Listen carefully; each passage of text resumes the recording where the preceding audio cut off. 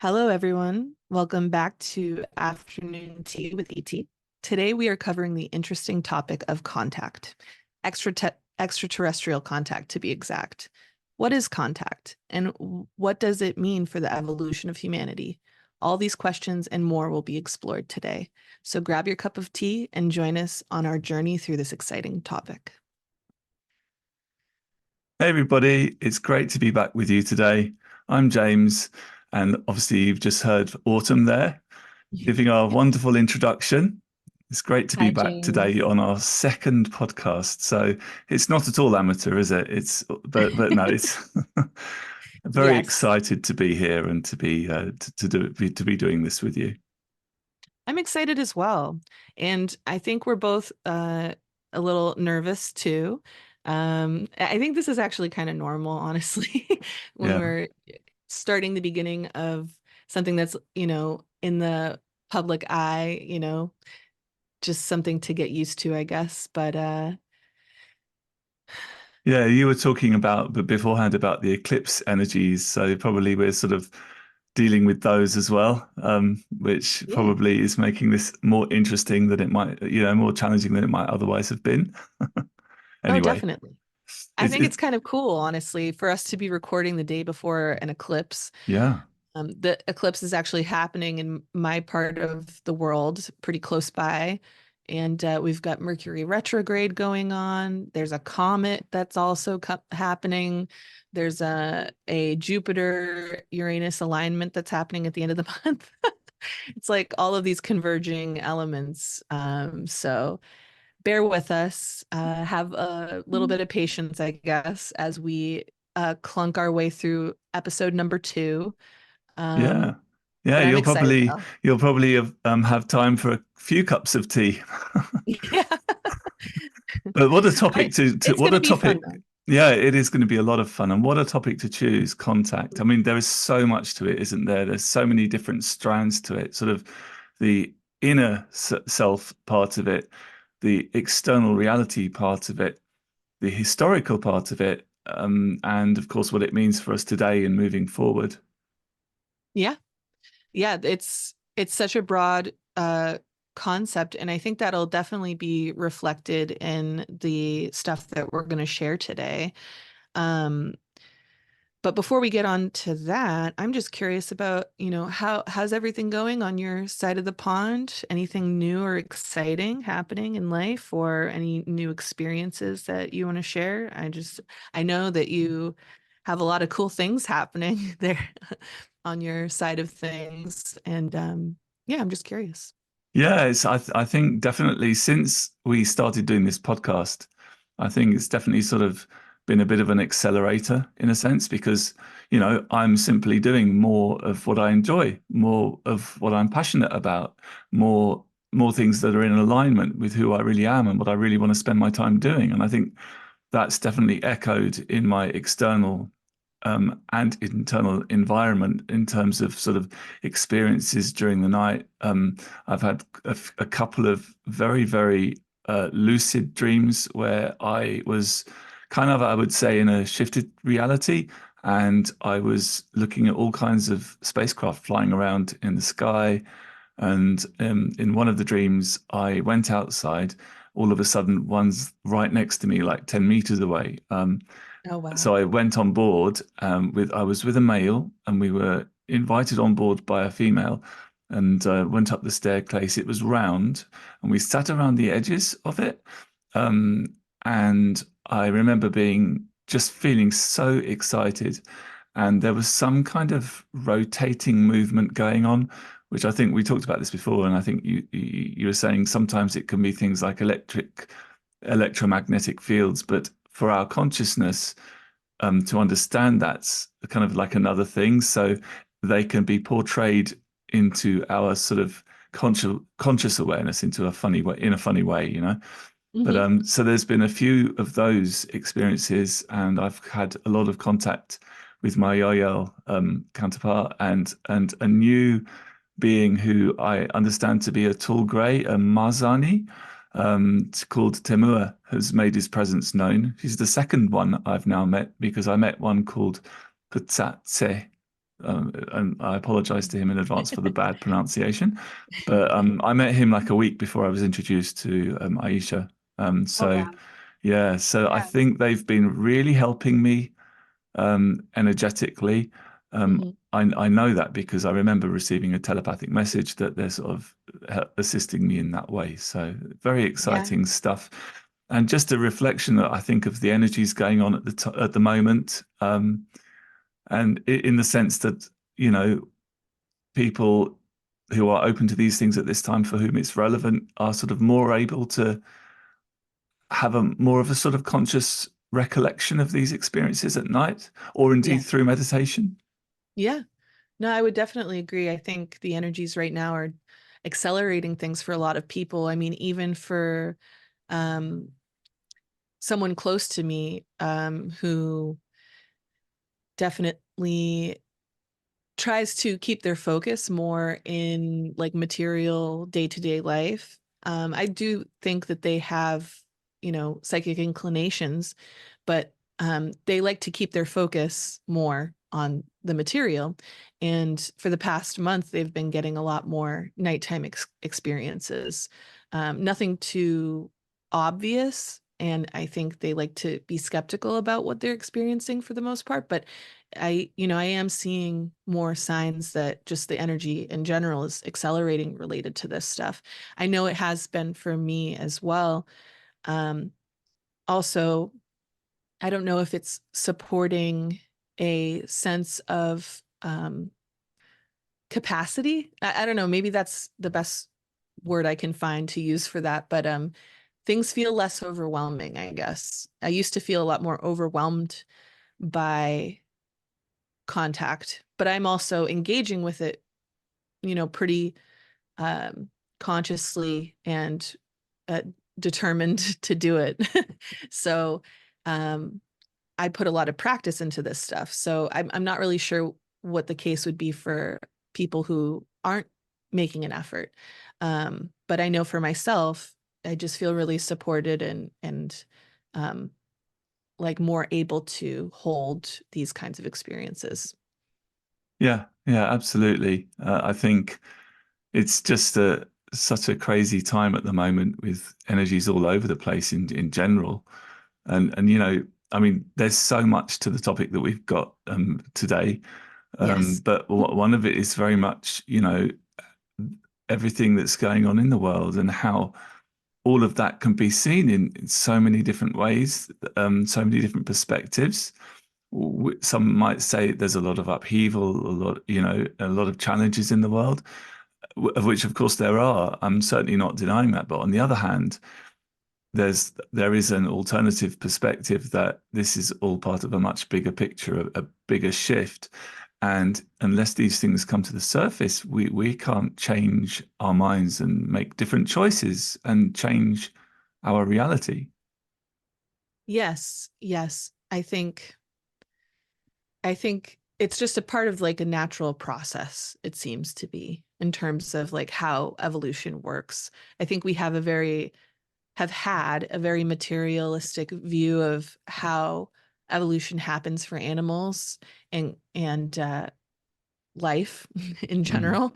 Um, but I think that there's a consciousness-based, energetic, spiritual aspect to evolution because that's kind of what like creates the blueprint for physical life. So I think that's kind of a part of the reflection that we're being given by contact and connecting with beings outside of Earth is like it's a whole uh, next step in understanding our connection to life in the universe, not just life on this planet, but life in the universe at large.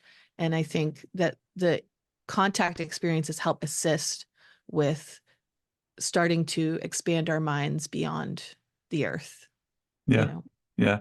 You could say, I know a lot of channelers talk about contact being really a byproduct of human expansion of consciousness and evolution of consciousness.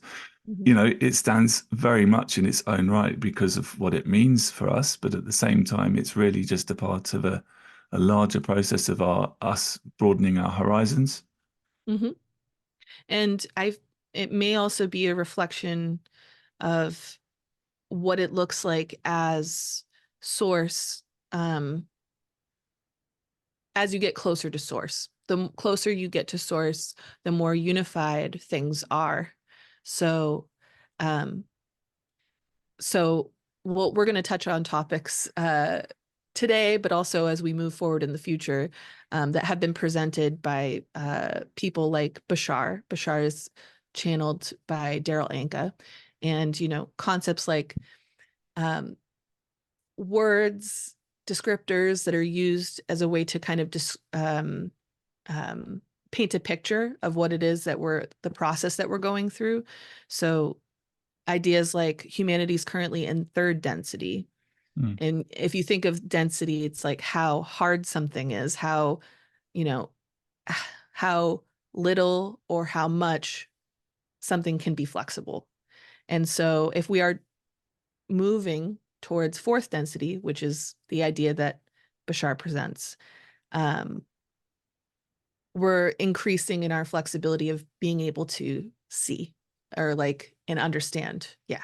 Yeah, so as a direct sort of reflection of that, our reality would expand and also in certain ways become more malleable. And I guess one could say that that is starting to become more apparent as people's sort of natural psychic gifts begin to awaken. Hmm. They have more lucid experiences in dream state or meditation, because I think when one falls asleep, you relax, or your egoic mind goes to rest. Your consciousness naturally expands into the higher frequencies. Hmm. So as when in times like this where you've got the eclipse season and so much more, it's just another reflection of the fact that our consciousness is expanding and we're able to perceive so much more Right. whilst being in a lucid or an awake state. Right. Exactly. Well, and I think our definition of what material reality is going to change as we shift to this lighter density as well. And like you were saying, being more lucid in dreams, but also I think there's another side to that, which is feeling like waking life is more dreamlike too, Mm. and starting to carry more of the properties that dreams have in terms of being thought responsive. But yes, I'm sure we could go on and on uh, about just kind of riffing off of this idea, Yeah. contact, and the process that we're going through. But I think it might be cool for us to start to get into our own little segments here about Yep. contact, because we both did a little bit of research, but we're also going to share a little bit about our own opinions when it comes to contact. And yeah, so would you like to start, or Yeah, do you have? yeah, I'll go. Okay. So I was particularly drawn to sort of start by exploring some of the ideas of ancient contact, that what we're going through at the moment is nothing really new in the grand scheme of things. Of course, society is sort of, I think modern society is very much set in quite a limited time frame from which we draw upon our references and our understandings and our framework in which we live our day-to-day lives. But although there aren't many much, I should say there's not much left from really ancient times, there are some clues that some people have alluded could have been found in ancient Sumerian tablets mentioning Anunnaki. There was a famous ancient Hindu epic called Ramayana, which was a story about Rama and Sita, story of Ramayana about a prince who had been exiled from his kingdom with his wife Sita and his brother. And he goes on to kill Ariana of Lanka and in a long battle and to get his wife back. So there was some references to, I think, the Vimana, which is a very ancient reference to sort of UFOs. I mean, we're going back a good few thousand years here. And I found it very interesting to contrast with um, LL Research, who did The Law of One. One of the channeled segments in that book, when Ra talks about Otevana, which is a much larger ship. So there's all these sort of cross references across thousands of years that seem to sort of point to similar things, which I find really, really interesting. And then, of course, as we move into more modern times, you've got contributions from Eric von Daniken, Zachariah Sitchin, TV series like Ancient Aliens, other defining things like Roswell, the moon landing, and all the UFO sightings and so-called abductions, all of this sort of thing. So there's been a lot going on that's really starting to develop the idea of contact. And what I'm starting to really notice sort of very recently is this subtle shift away from a more fear-based belief to a more sort of, well, that's being questioned, that's being brought into the light and really started to be questioned now. And I've had some very personal experiences where I've projected out of my body. The first time that happened, I had this experience of playing a game with some children, but the game was quite rough. It was almost translated in my consciousness like playing conkers, but these were really large balls made of concrete. So of course we could hurt each other.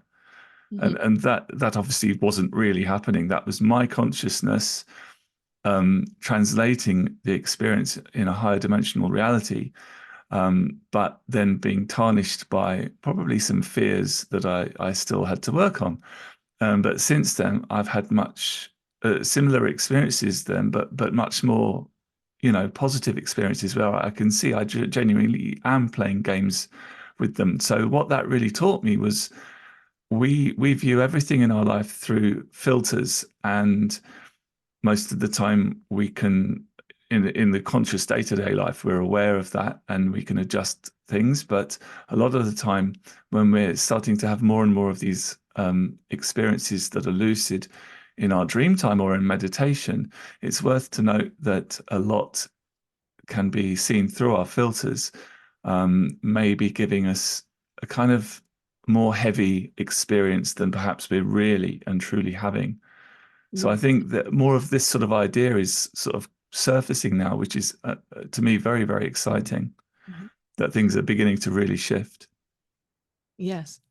Do you mind expanding on the concept of fear and how it affects how we perceive things? One, I kind of want to hear what your opinion is on, you know, why is it that humans see something like extraterrestrials as being something fearful, like any theories that you might have?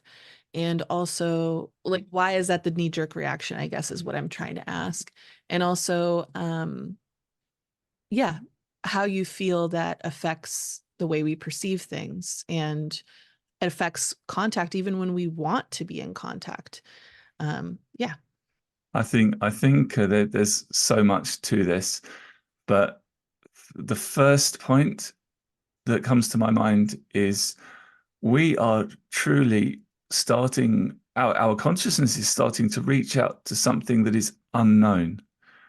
You think thousands and thousands of years ago, or even more recently, when we were spreading out across the world, and maybe some people from the West went to some remote island where you had, um, I don't know, Aborigines or whoever they were, it doesn't really matter. But the point is, if a local indigenous peoples have no concept of what reality is like outside of their reality bubble, then how's their brain going to translate something like an aeroplane or a helicopter or a boat or something like that?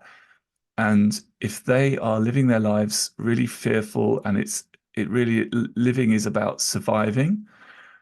So they're worried about not having enough food. They have a belief system in place that things are scarce, Mhm. um, which is where the concept of greed and all this sort of thing comes from. Um, then how are they going to to view, well, their filters, their conscious filters will probably make them see whatever it is that's visiting them in a way that fits their belief systems and may not be true to life, or certainly true to the reality of those coming over from far-flung shores. So I think that's part of it.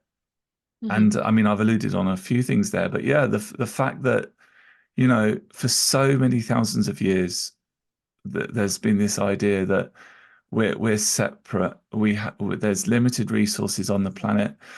Um, So the, what you're saying is that because we all originated from humans that were living tribally and were, you know, surviving, and our nervous systems were originally structured to just, you know, utilize fear, utilize things that help to keep us safe, to help us see another day. yeah, That's I think is that what I'm getting? Is like because that that's our yeah. foundation, that kind of affects how we see things.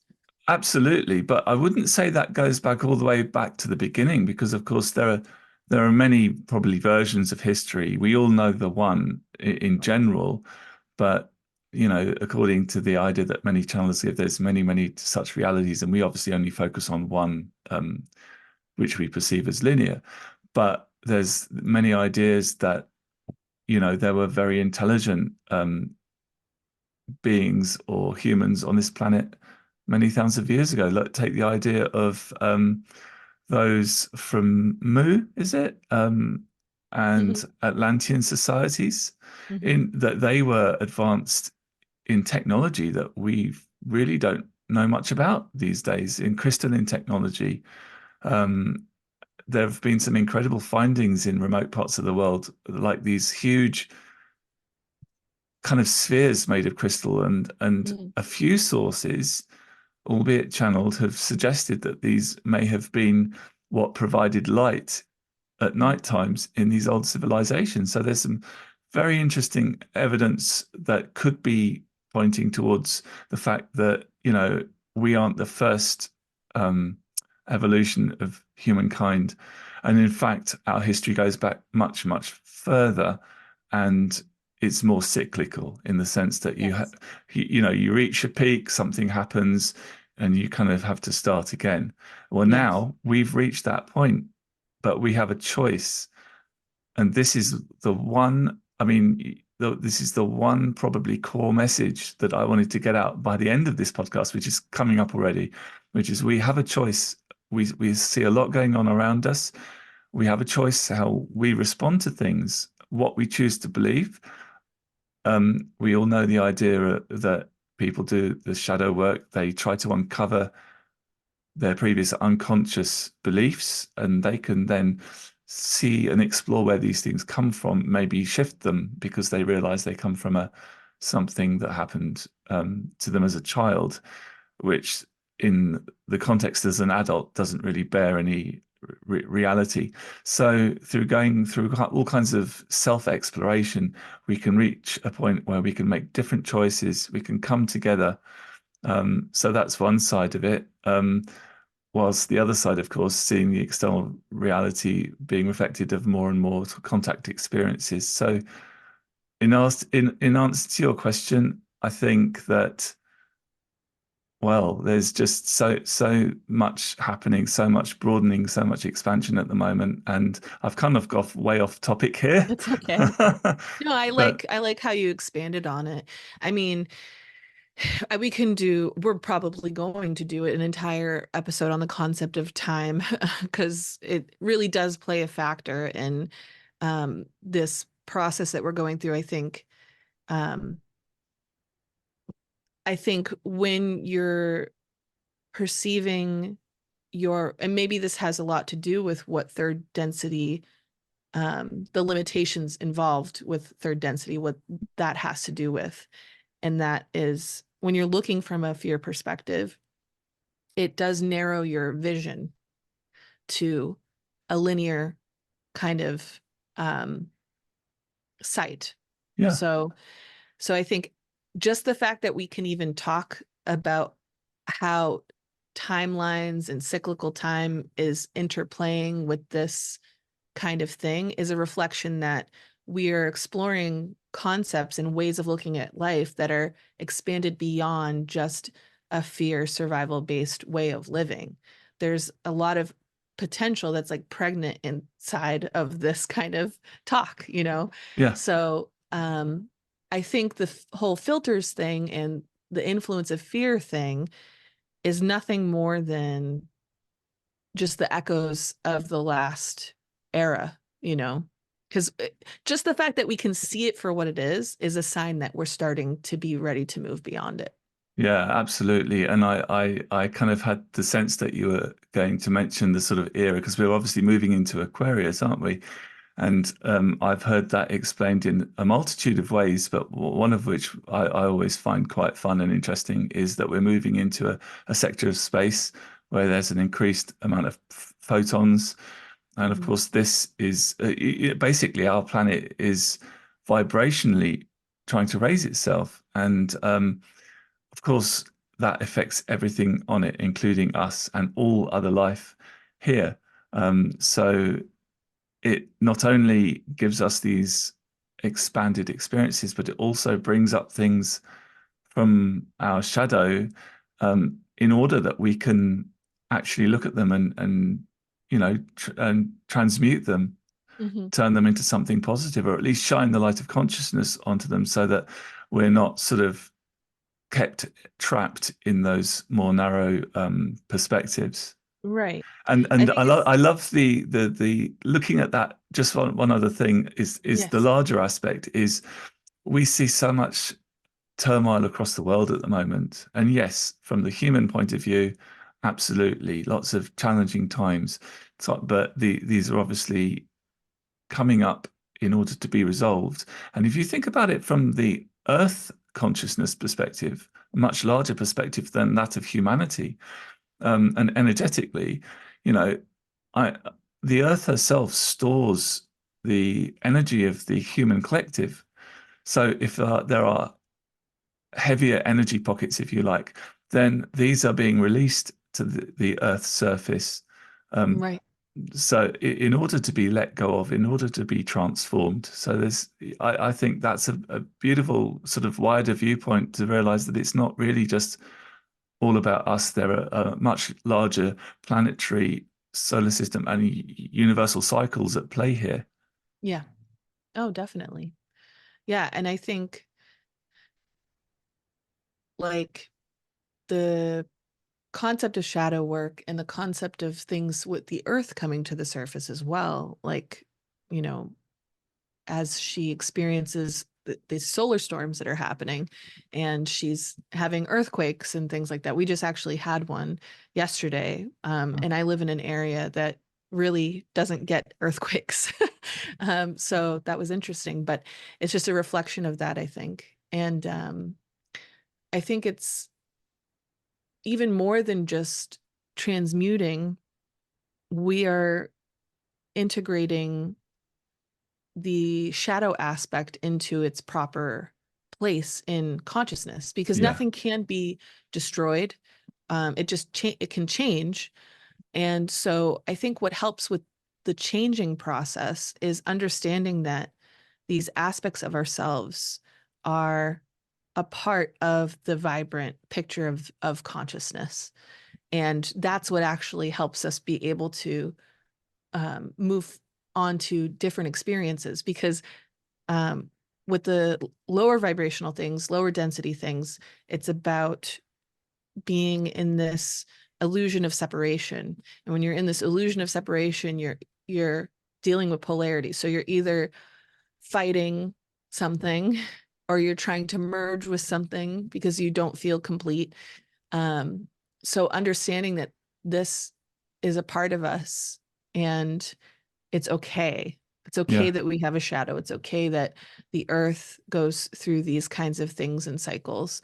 Um, I think that's what really shifts the perspective and gets you looking in a direction that isn't um, rooted in the illusion of separation. Mm. Absolutely, yeah. It really is about embracing all that we are, all that we have within us, all that we see outside of ourselves, which is, a reflection of that which is within. Right. And that's including all the good, the bad, and the ugly, bringing it all together. And then once it's all together, then looking at it in a much more sort of unconditionally loving and compassionate perspective. Right. Not taking things out of the experiences themselves, but rather combining it all together and seeing it from that higher point of view. That to me is what evolution of consciousness and contact is basically reflecting to us. Mhm. Definitely. And it's interesting. I'll give an example. But a lot of times when we separate an aspect of ourselves or the aspect about the world and we put it outside of ourselves and we say we don't like that, a lot of times once you separate it, it looks a lot more scary than it actually is. So to give an example, I was kind of got myself into an argument with someone that I felt was being selfish in terms of the way that they were interacting with their town and community. It was related to town meeting kind of things. And I was really bothered by it. And it kind of put me in a place of superiority. I'm like, I told them off, and I stopped and I thought about, because it was, the feeling was getting worse. Like it wasn't getting better. And it was leading into this place of feeling hatred and and feeling discouraged about the world at large. Like, why are there people like this? If we're supposed to be changing, why are there people like this? And I stopped and I thought about how, the world is a reflection of our internal experience.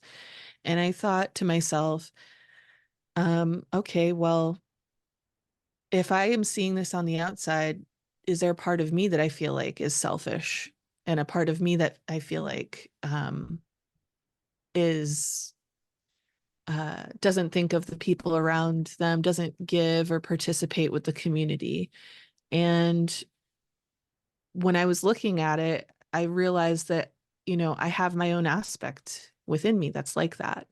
And but the more that I looked at it, the more that I realized that this is not an adult aspect of me. This is a child that, you know, had to survive difficulties and had to adopt a dog eat dog kind of attitude and then started to see the world that way too.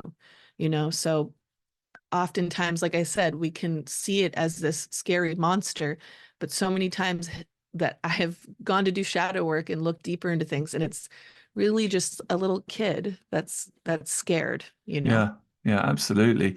But I think also the reflections that we get aren't always sort of a direct one-to-one relationship. So because you see something outside of yourself, it doesn't always mean that, oh, well, that must be within me. I mean, yes, I suppose on one hand, yes, it can. It is because you're picking up on it, you're aware of it. But what I mean is these things can have different effects or can be used in different ways. Like it could be some sort of karmic thing. So you're playing out something with somebody else in order that one person can have one experience, the other can have the other, and learning can be applied in that situation. Um, you know, so I always struggle, well, thinking, is this reflection I'm seeing because that's within me, or is there something else I can kind of pull from it? Right. Is it just that, the other question is, well, how does that make me feel? So go a bit more deep, rather than that specific thing being within me, why am I reacting in this way? What does it bring up in me? And more importantly, what am I going to do about it right here and now, Right. consciously? So rather than react, maybe I can choose to take a walk, not comment, or to respond in a more sort of calm, compassionate way, which not in my experience at least normally kind of diffuses things. Yes. Oh, definitely. I think it can be a variety of things that it can be showing you. I do think there's a lot of different elements at play, but I think by signing up for such a difficult childhood that I did, that I went through, um, and living in a state of desperation for so long, you know, there was a lot of things that I experienced and a lot of things, a lot of personality traits that I took on, a lot of approaches that I took on that would be seen from the outside as like not like moral or, good or things like that. And I think for people who, I guess I'm kind of speaking to the part of the audience out there that has been through, um, the hardest aspects of what humans can experience. Um, because I think there's this feeling of you either need to find a way to redeem yourself or you need to find a way to separate yourself from who you were in the past. And I think with situations like that, it is a matter of understanding, coming closer to the parts of you that you don't like so that you Yeah. can understand that the image on the surface and the quote unquote bad things that you have done out of desperation is not the same thing as what it actually is. It's the ego cover.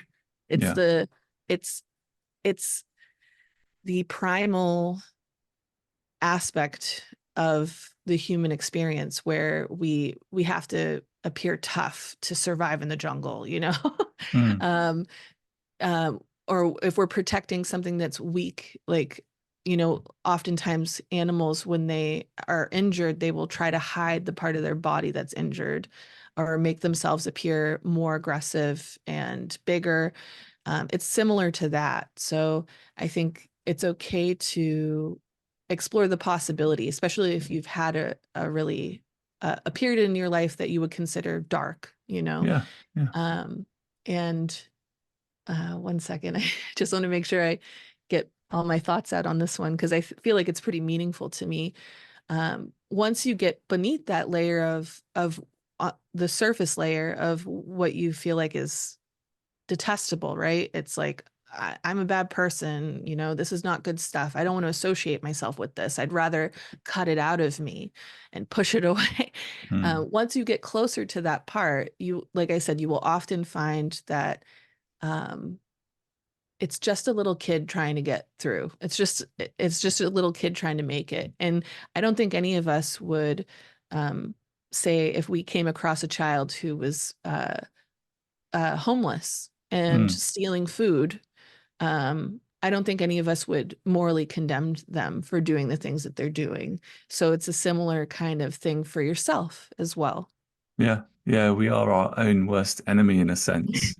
Yeah, But it definitely. is very much a case of, yeah, whatever people are feeling, is to really observe, to feel that, to observe that, to understand that, to not push it away.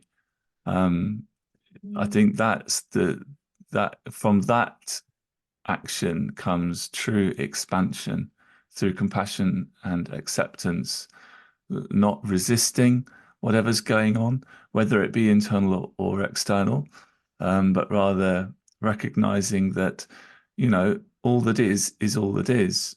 And we are all that is. We have that spark of that within us. We're a Right. microcosm of it. So our consciousness, in order to expand, has to incorporate, to love all those parts of us that are Yes. inside. And the way to do that, of course, is integration, not separation. Right. Yeah, I mean, the human part of our mind can definitely judge because we're all socialized to understand what we are told is good and bad. But the truth of the matter is we opted into a life of limitation and things that were going to um, push us to strengthen aspects of our soul that you just can't do in higher vibrational places because you have nothing to push against. You know what I mean? Yeah, yeah, But to I feel like we have gone on a beautiful tangent. I absolutely love this tangent that we went on because I think it had a lot of really good gems in it.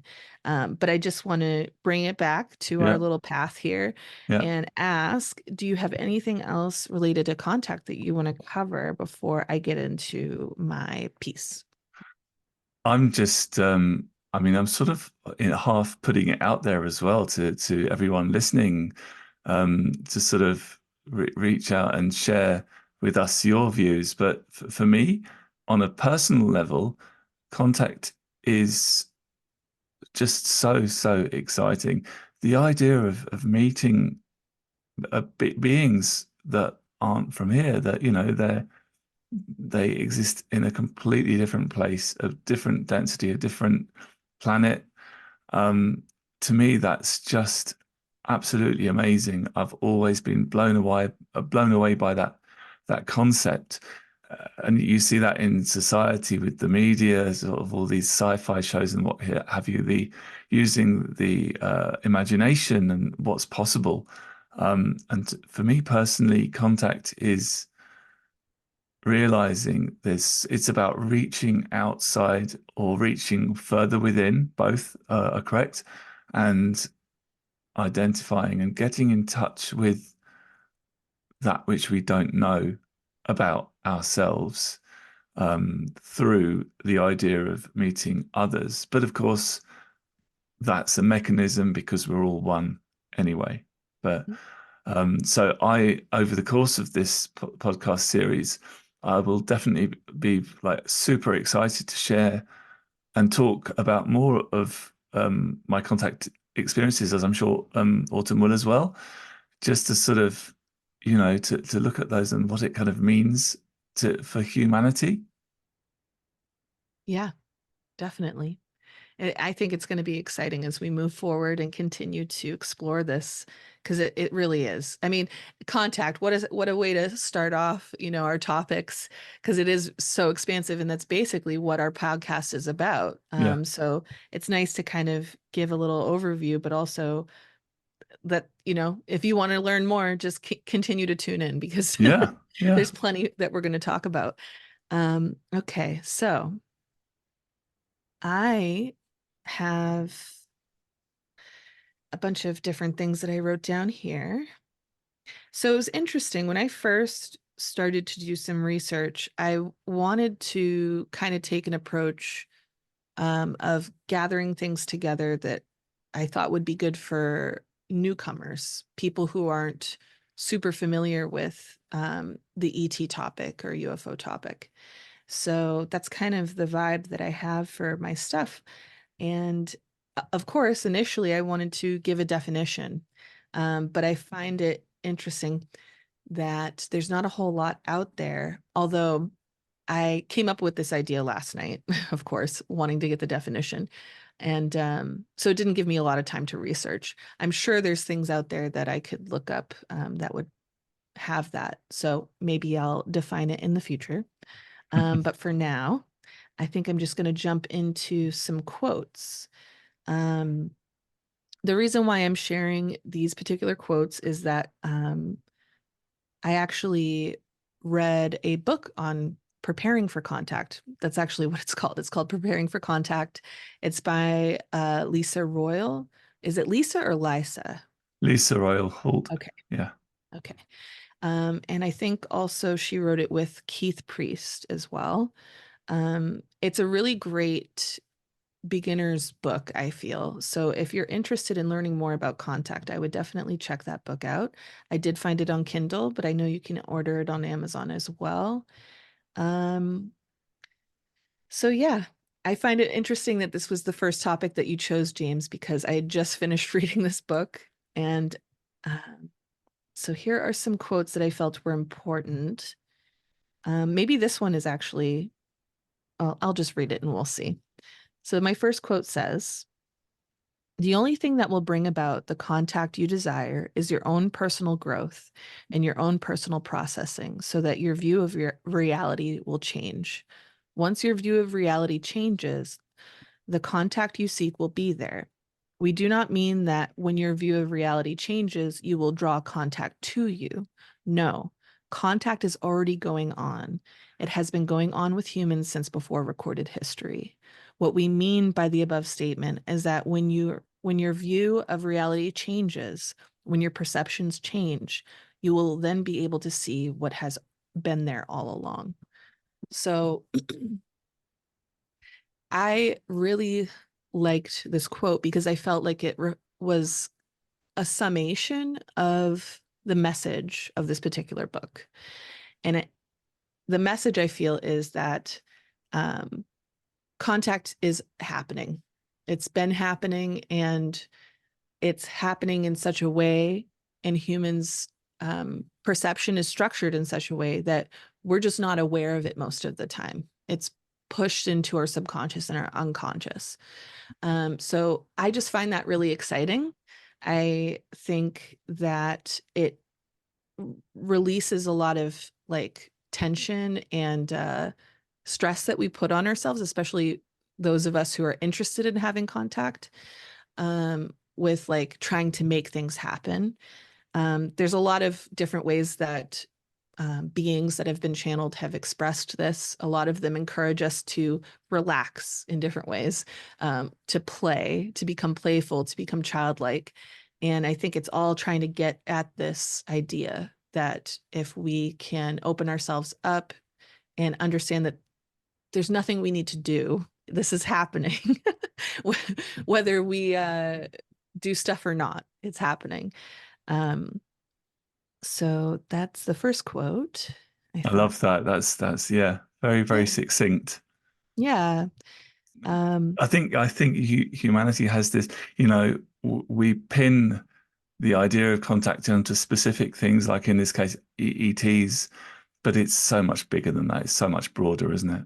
yes, yeah.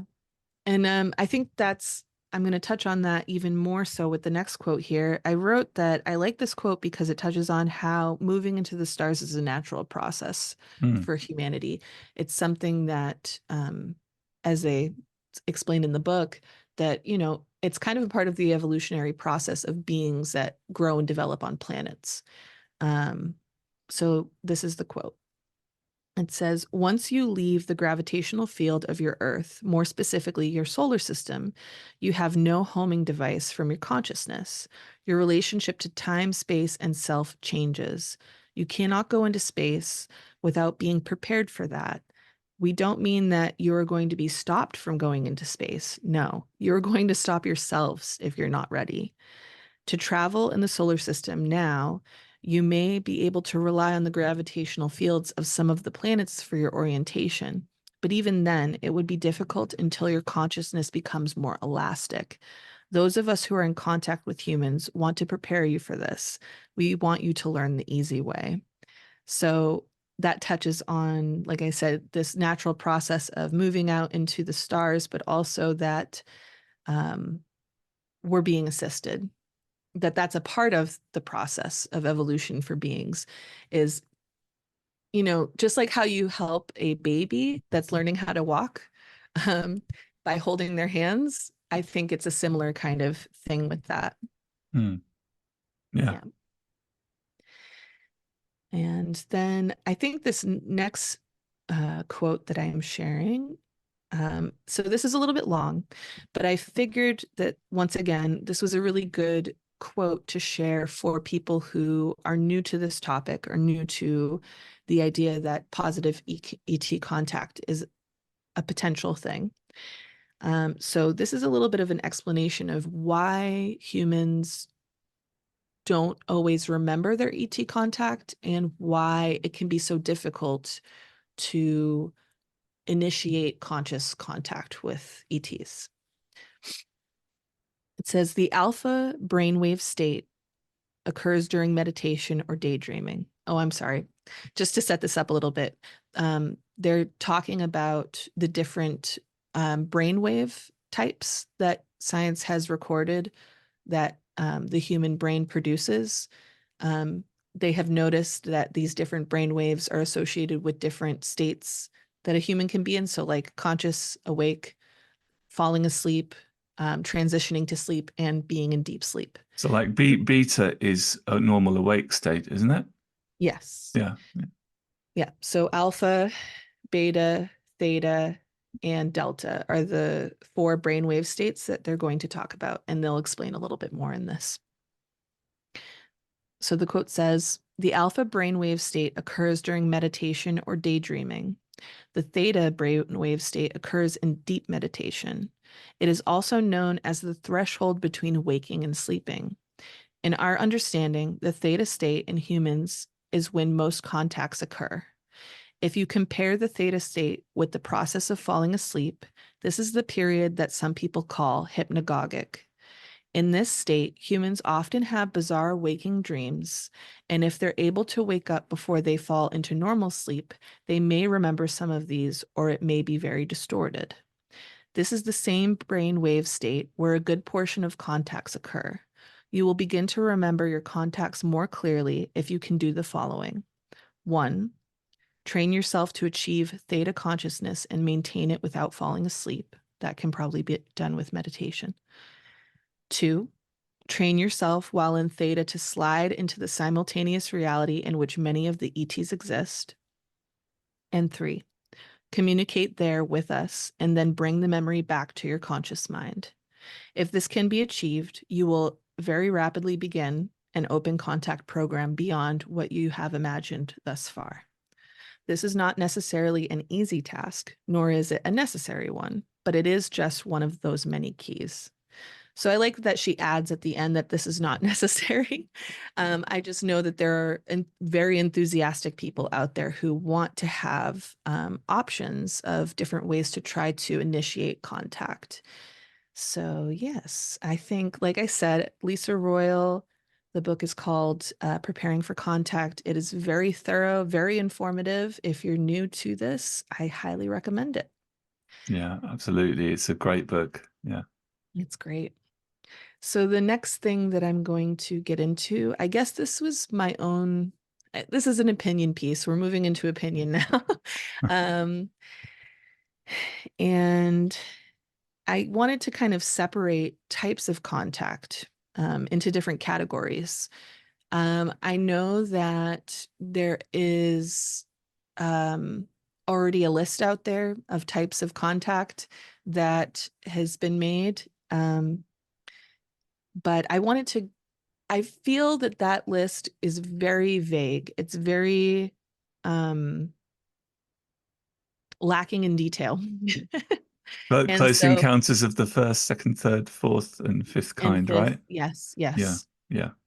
So I wanted to come up with my own categories and delve into those in no specific order.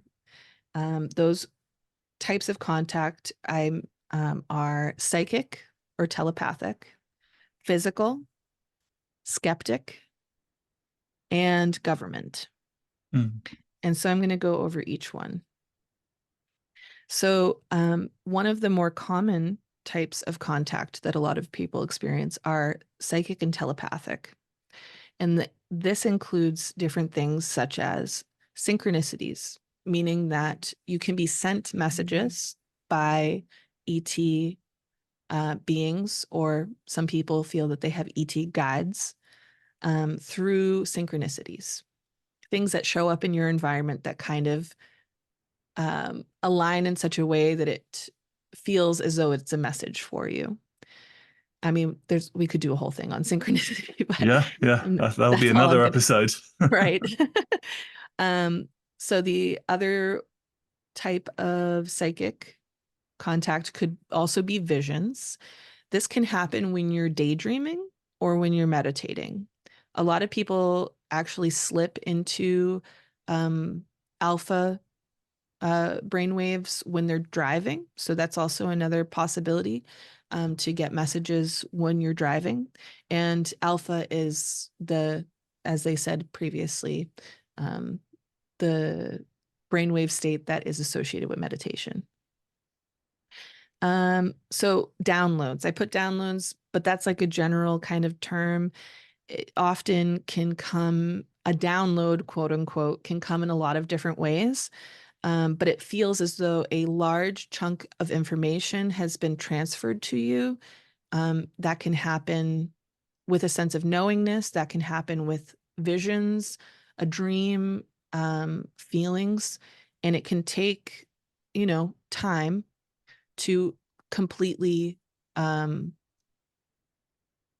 unfold the download and fully Yeah. understand it, because it can be a lot of information at once. And what I would say to everybody listening is don't do what I do and not put a pen and paper by your bed, which is what I Yes. did the other night. I had this incredible download. I'd been the day before talking about or with someone about how the three-dimensional reality kind of couched within higher dimensional realities. So we were having a very expansive discussion. And as I woke up the next morning, I had this knowing, this sense of, that's what it is. But then I got distracted, something happened, and then it had all gone. So, Yes. but leave a pen and a paper by your bed at all times to capture these things before we slip out of those heightened brainwave states back into our normal beta state, where the brain, the physical mind, just can't really house that sort of multidimensional information. Yes. And I definitely agree, James. It's very important to have things on hand. My other recommendation would be don't be afraid to use your phone as well. If you can record, just turn on video, record yourself talking about it as well. That's also another option. Um, but yes, the beta brainwave state, which is the conscious mind, we're basically trying to stretch it into other brainwave states. Or the way that they explain it in the book is that we're slowly removing the separations between the brainwave states, because that's not how extraterrestrials experience their perception. All of the brainwave states are happening at once for them, so they can see in a multi-dimensional way. But obviously, this is going to take time. We're not all going to wake up one day and suddenly be seeing things multidimensionally. So I don't want anyone to worry about that, but I just wanted to put that concept out there. The next two types of psychic contact are dreams. They're kind of associated, dreams and astral projections. So you can get messages through dreams, and just understand that with dreams and astral projections, um, go more with the feeling than what you're visually seeing in the dream.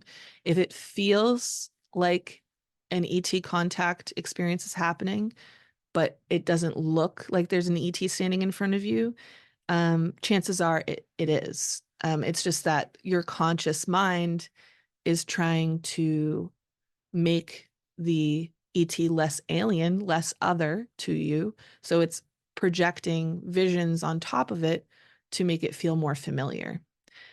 So don't get frustrated with that. It's kind of where we're all at. Just the fact that you can bring back any memory of the contact experience, whether it's has projections or filters on it or not, is a sign of progress, because Yeah. there was a time where we couldn't bring back any memory at all. So Yeah, yeah. And don't feel often, discouraged. often for me, if something is going on that I feel into that and sense that, I'll sometimes it varies because of course our state of consciousness, our state of being varies as well. But often I can see these beings as sort of human-like, but their features aren't quite right. So someone's like done a really bad Photoshop drawing, uh, Mhm. and to me, that's kind of like obvious that I'm looking at somebody or something that is of an extra dimensional nature, or at least Mhm. part of which is beyond my normal perceptual range, even in that Yes. sleep state. So if you're seeing um, humanoid type being, but it doesn't look quite right, that's probably because your filters are having trouble translating the Yes. energies. Yes.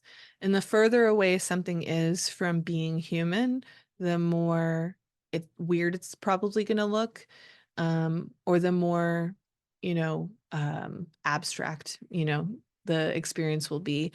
Um, I find that with hybrids, so ETs that are a genetic combination of humans and another ET, I find that will usually look more humanoid to me, but I'll like overlay just a completely different person just because it feels more comfortable. Um, so that's projections, filters, that's a whole other concept we could go really far on. So And but the other thing there is I mean, yes, it's another sort of topic altogether, but it sometimes is the case that, you know, we might on our conscious level really want to see the being in their truest form. We yes. may really want that.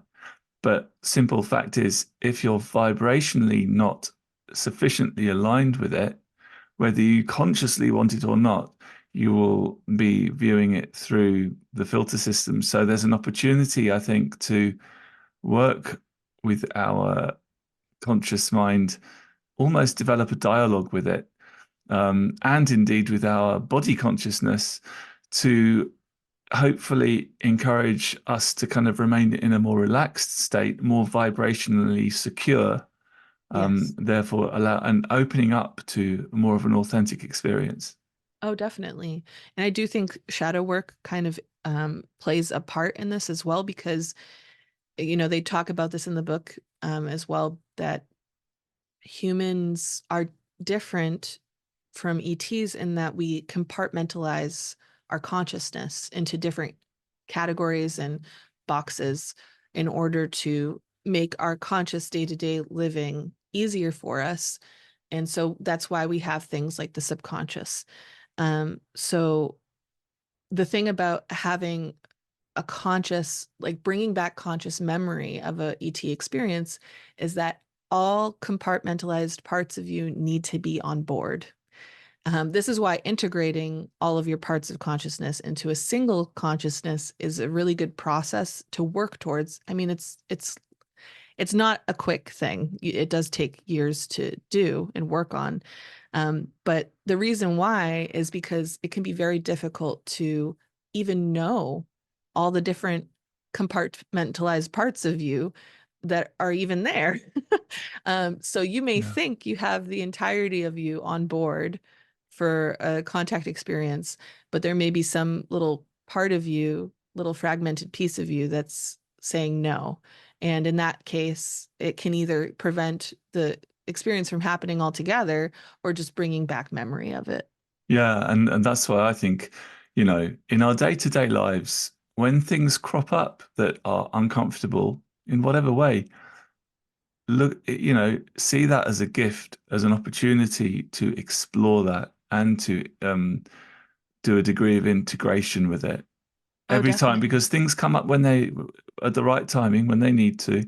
It's Hmm. always you may sort of think, oh, I don't like that, whatever, but it's an opportunity nevertheless. So Oh, to definitely. see it in that way and use it towards that positive end. Yeah. And I will say, as somebody who should have been a statistic, considering all the things I've been through, and was not very functional not long ago, maybe a decade ago. I will say that there's a benefit that integrating will help you with contact, but also like you just have a better life. Yeah, yeah, Like my life is so much more full of love and positivity and happiness now. So I can't shout my praises for the shadow work loud enough, honestly. So okay. So we've gotten through psychic and telepathic type of contacts. We're moving on to physical.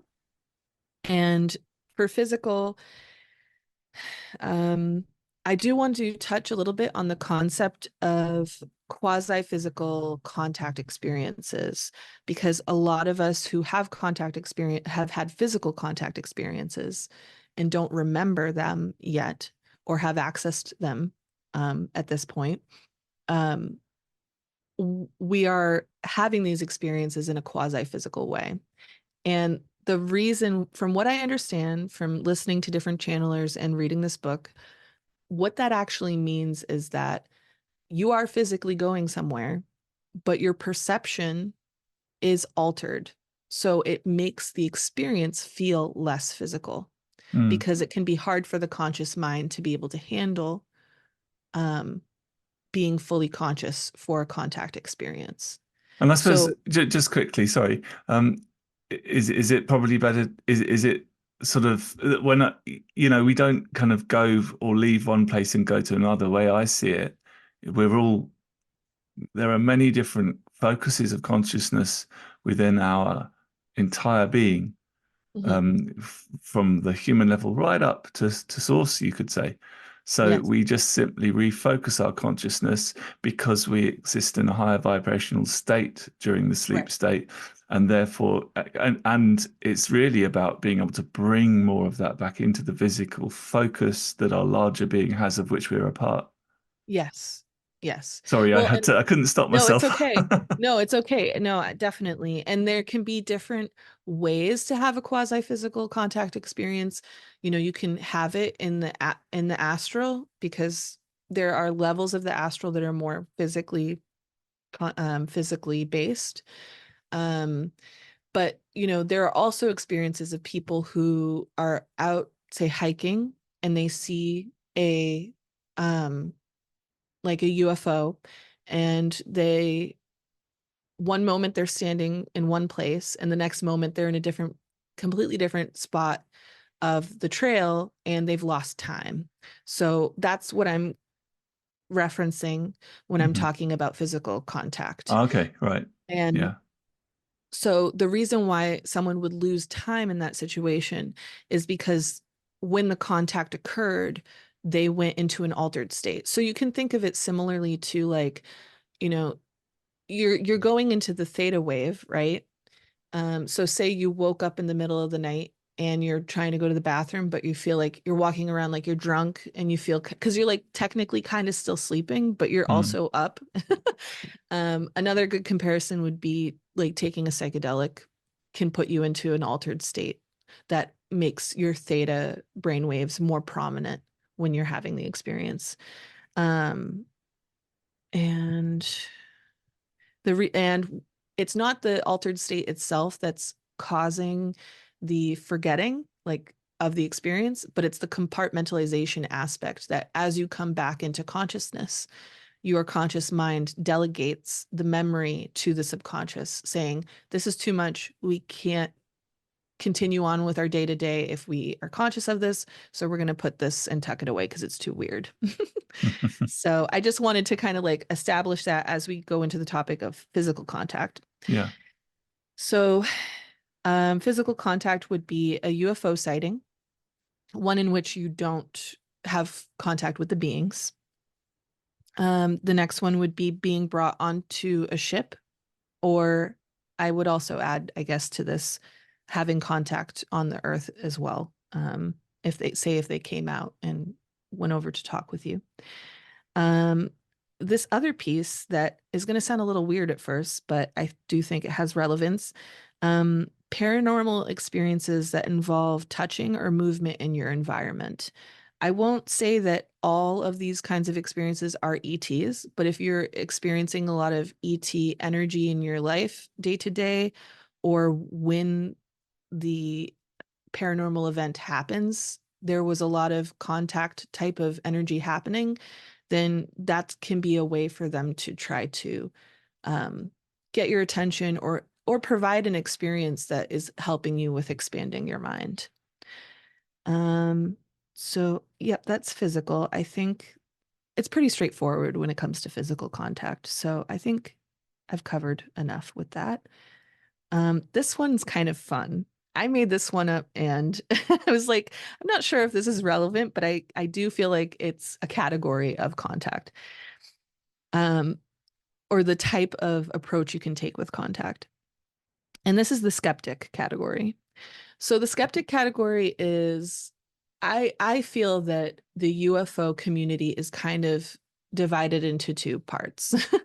You could probably subdivide it even more, but um, and those parts are people who have a more spiritual, like, view of ET contact, and have an approach to ET contact that is from a more spiritual consciousness based place. And then you have people who are more skeptical. But here's the key with this, is that the fact that these people are even trying to prove or disprove means that there's a part of them that believes it's happening and wants it to be real. So they do things such as attempt to get footage or photos, pushing for disclosure in terms of the government admitting. These are people who feel that they need proof, so that's why government disclosure is relevant to them. They see authorities as being important for them to be able to believe things. Attempting to debunk, attempting to debunk because you strongly long to be proven correct. I kind of went over that. Yeah, it's a fear-based engagement with contact, basically. You're open to it, you want it, but you're also still afraid. And so there's kind of like an internal conflict going on, I feel. And there's a part of you that wants it to be real, there's a part of you that doesn't. And so the skeptic place, people feel is a middle ground between wanting it and not wanting it. So they feel that it's a more comfortable place for them to approach the topic. Yeah. So that is the skeptic category. And then the final category, the one that's the most fun, I think, in my opinion, because it's the most polarizing, and for a lot of people involved in the UFO community, the most concerning to them. And that is government contact. So I think I will just go through what I wrote, and then we can talk a little bit about government, because it's a expansive topic, and once again, another one that we could do a whole episode on. So government, the way that they approach contact is preparing for a power struggle, wanting to control the narrative so as to maintain control over the public's perception of reality. Subconsciously, they know that if open contact happens, that they will no longer be able to continue systems of hierarchy, and people who work in government want to uphold and continue benefiting from hierarchy. So that's why it's against their interests. So I think I brought a quote in here from the book, because I do feel that preparing for contact really did a great job in giving a deeper understanding of why government engages in contact the way it does. And so I will go right into the quote here. It says, "Your question seems to imply that you think someone is withholding from you, either us or your government. Recognize that your government's withholding this information merely reflects the very readiness of your mass consciousness. It is not your government holding these things from you. It is your mass consciousness using your government as a tool to hold these things from you." So it's, to me, it's like a reflection of how your conscious mind filters out the alien memories because it's too much. That is similar, or like you can also see it as the ego. And I think the governments of the world are a reflection of that. They are trying to, um, they might consciously have their own agendas and reasoning about why they're doing things the way that they are, but also it's, I think, a reflection of how we try to protect ourselves from things that are too strange, that throw us off too much, because we have to survive and do our day to day, and I got to pay bills and I got to whatever. And of course, it's kind of cyclical with governments because they perpetuate this type of living that Mm. encourages survival based, approaches. But they're also benefiting from it as well in some way. Yeah, Uh, yeah. I think the thing is, society is in a constant state of change, of evolution. But what we witness on the ground level in the physical world cannot exist like that because it's physical. So we have governmental structures. They, in my opinion at least, still perform a useful function in some ways, but in other ways, they're really a reflection of a past state of human mass consciousness. Because now there's this, it's about sort of authenticity of self. It's Mhm. about freedom, um, freedom of expression, all these things. But I think, you know, it's great. It's amazing that sorry, I'm not wording this very well, but it's great that It's our okay. consciousness is expanding. But it's also about making the shifts and the changes on the ground level to reflect the shift in the positive direction of the mass consciousness. And Right. sometimes the physical side of it, what we're talking about here, can lag behind a little bit and hold us back. Oh, definitely. And so let's see if I can word this right here. I do find that the way I see the government is very similar to the way I see the purpose of ego for a individual being's experience in physical reality. Like it's like the way Buddhism says the mind is a great servant but an awful master. So just as though just like how as we come to understand our true self, our more multidimensional self that exists, it puts the ego into its proper place. Your ego is essentially your story, your timeline that you're um, living out as you have a physical life, right? And it's an organizational aspect of you. It helps you understand how to bring your focus into different areas. And so I feel the same way about the government. I think this idea, it's tricky. It's like, how are we supposed to, move beyond this illusion of separation, um, and handle systems like this if fighting them only creates more separation, right? Yeah, So I think it has a lot to do with um, us collectively as humanity coming to understand each other better as like a multidimensional collective. yeah, And as we do that, the government itself gets reorganized and put into a proper place in terms of being an organizational system in general.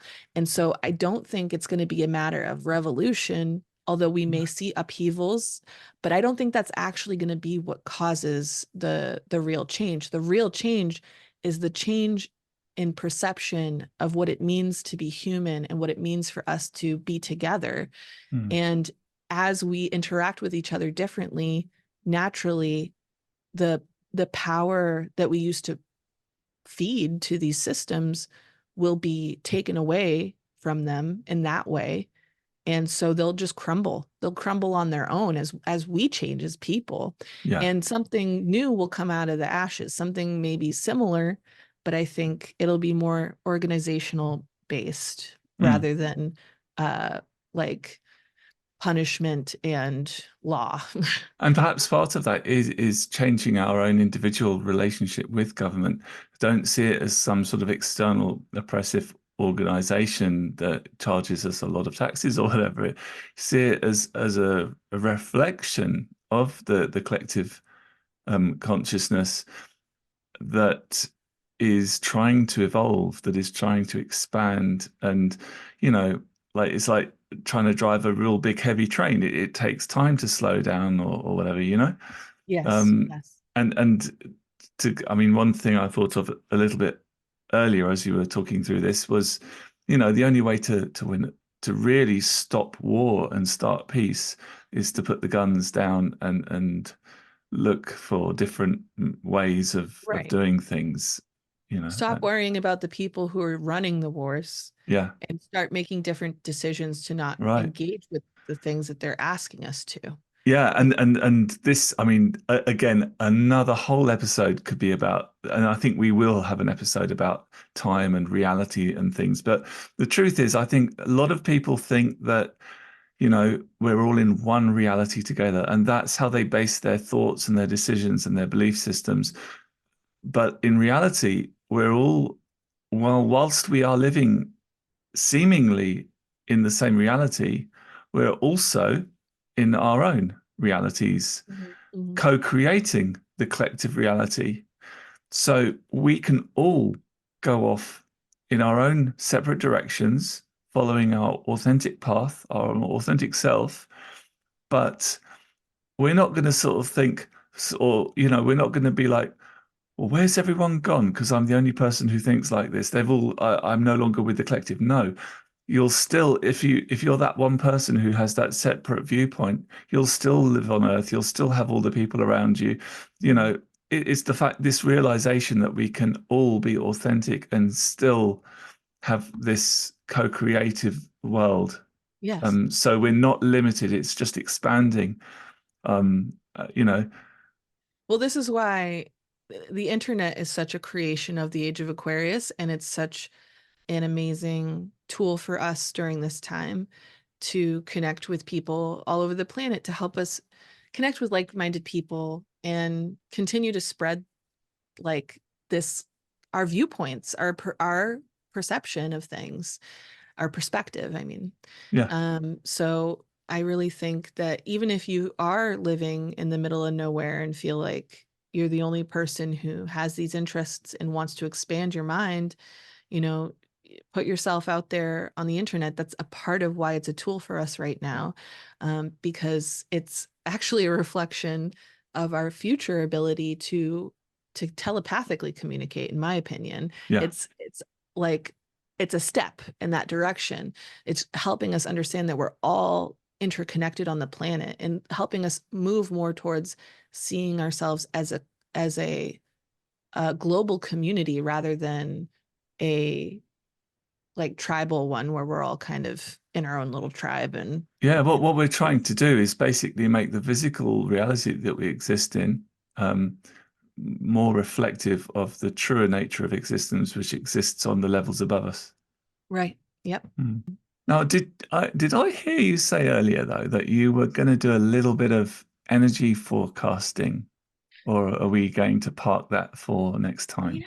Well, so yes, I think it's going to be a little different than how we're going to do it in the future because this seems to be more about the forecast for tomorrow. um, I think she may go into a little bit more of the rest of the month. But it, I'm feeling as though one of my guides, I do channeling, by the way, for the viewers that do not know. um, and one of my guides is interested in doing a sort of energy forecast, just talking about things. But it seems like she really wants to get some information out there about the eclipse tomorrow. Um, Sadly, this will be about a week after when you guys all get to hear this, but maybe that'll be interesting. Maybe it'll help with confirming things for you. Um, and yeah, so if how are we doing on time here? Have we It, been talking for about like an hour and a half, I think, or coming 2 hours? up to, yeah, Coming up to two. Okay. Well, what do you think? go You for think we it. should throw it in? Go it in? Like Okay. I'm going to say no. Go for it. Okay. All right. So I'm just going to take a moment here. It won't sound like a moment for you guys because we'll probably be able to edit out any of the dead air, but all right, here we go.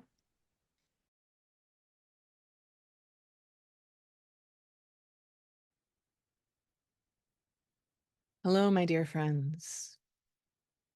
Thank you so much for making space and time for me today to have me here to speak in this way. I do understand that we have some viewers present who will be listening at different points in time, which is an interesting reflection on the concept of how information lives infinitely in the fabric of consciousness, and we can access it from different points in time. This concept leads into what I would like to talk about related to the solar eclipse. Now, I do understand that this will be playing at a later date beyond the solar eclipse, but just know that this entire month is going to be affected by the energies created tomorrow as the eclipse happens. Technically, the eclipse energy lasts about 2 years. It kind of creates a 2-year theme, if you will. But in terms of the potency of the energy, this entire month, due to other astrological aspects, I apologize, other astrological aspects that will be happening, there's a lot of amplification of this energy for the month of April. The theme that is going to be happening for this month, and especially on the day of the eclipse, is the concept of timeline shifting. There has never been, thus far, a more potent time to be able to shift and change the types of timelines and time streams that you are on. This is a window of opportunity that the universe is presenting for humanity, for individuals and the collective. Now, timelines are a bigger collective view of time potentials, if you will. A time stream has more to do with your individual choices and the different things that you can experience within your environment that is closest to you. And these two different energies interplay and interact with each other. So there's an opportunity for both timeline and time stream changes to be able to be happening during this time.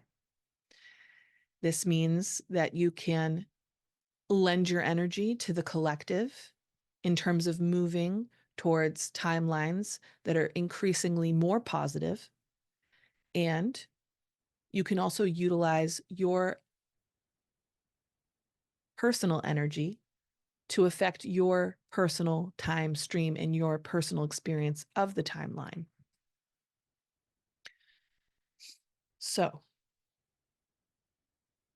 there's much that could be said about this interplay between the collective and the individual.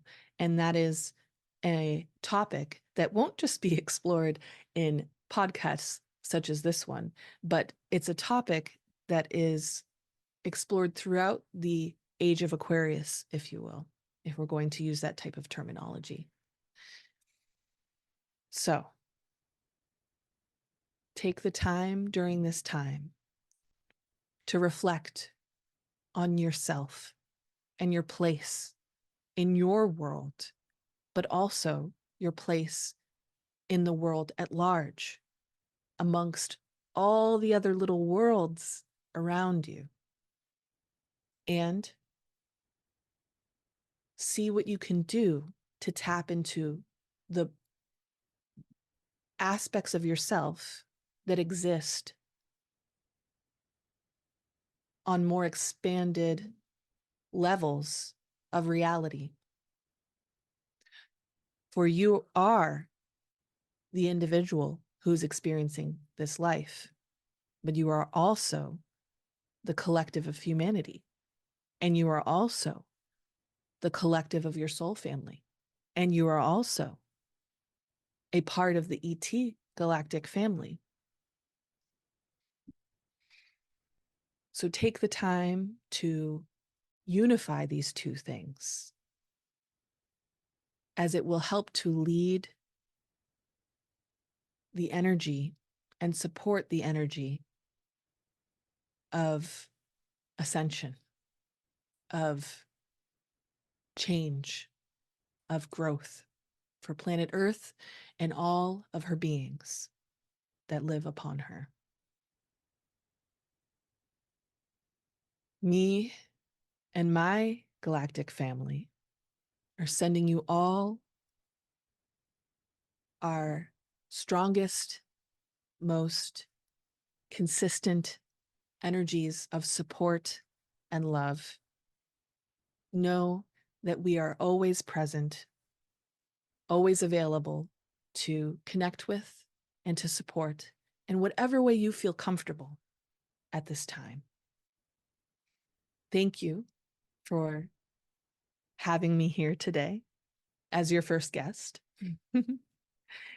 And I will speak with you all soon.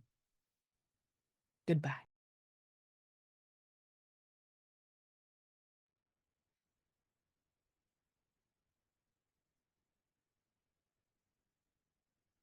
Well, thank you for that powerful message. That was something, wasn't it? For our first guest. Yeah, I didn't even think of that. That's pretty cool, actually. And it's worth Oh, to wow. say, isn't it, that these eclipse energies, it's, you know, they will impact globally just because you can't see the eclipse in, like, certainly where I am, which is a bit annoying. But it will affect globally, won't it? Yes.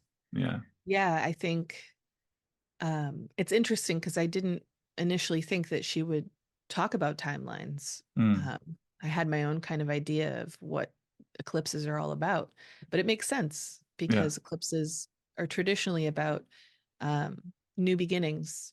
And so, what better way to do a new beginning, or one of the many ways you can have a new beginning, Yeah. than working on your connection to different timelines. Really, it's interesting.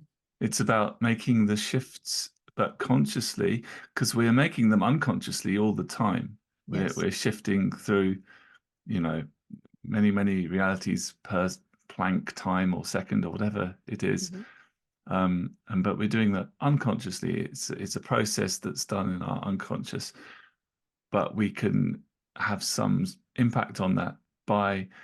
Well, the one thing that stood out to me when she was talking was we could perhaps connect with those other versions of ourselves upstream, so to speak, Hmm. and it's, you know, even just the act of imagining having some sort of communication with them, or imagining what it's like on in that reality. Whatever you imagine exists somewhere. The universe is infinite. Right. So if you want to experience your world to be one of open contact, to be very integrated and loving and expansive, then put yourself in there in your imagination, and then ground some of that energy through your day-to-day activities. You will be almost, in a sense, creating your own portal through in your time stream, if I understand it correctly, to propel yourself in that Mm. direction more decisively. Yes. Yes.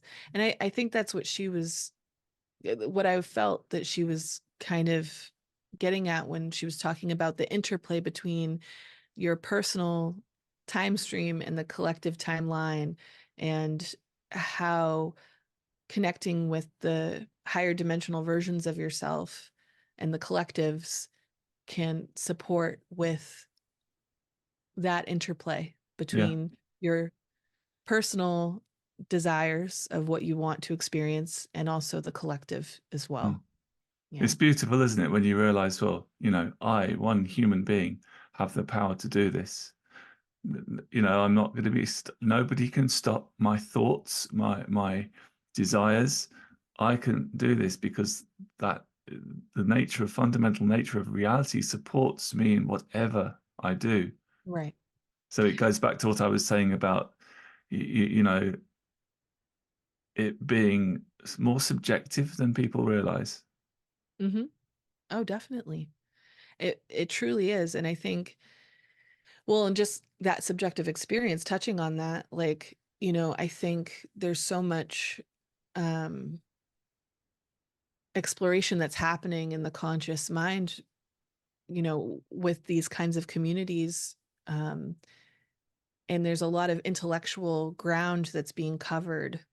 But I also think they're exploring the emotional aspect of all of this is so important, because it's like when I try to ground it into my heart, when I try to bring it lower, there's this feeling of like disbelief, or like just not shock, but like, oh my gosh, like the implications of what we're saying Yeah. are mind bending and paradigm changing.